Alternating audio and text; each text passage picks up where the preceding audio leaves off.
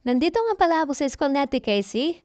Wala kasing pasok ang mga bata kasi ilang araw na lang magko-closing na at malapit nang makapag-relax ang mami ay nyo.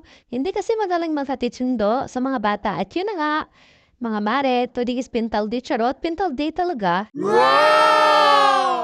Isa ito sa mga requirement ni teacher bago mag-closing. At sobrang saya ko dyan mga mare na pagkasunduan naman ang kapwa mga kamami ko na magdadala kami ng pagkain by group.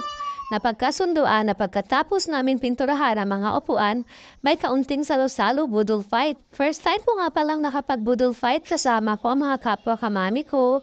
Salamat sa inyo, sobrang nag-enjoy talaga ako sa mga oras na yan. Mga mare, ganito pala ang budol fights, walang kaarte-arte. Tingnan niyo mga mare, sobrang busy nilang lahat samantalang ako nabibidyo lang, charot.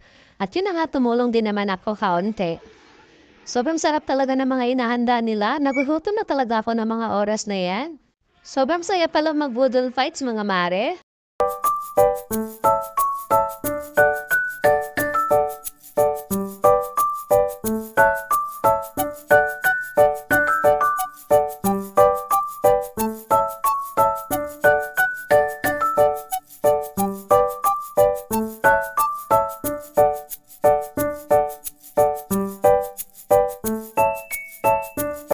At dito naman banda, may pa-juice pa si Mr. President. Sobrang ganda, iba-iba yung kulay. May blue, green, at saka pink.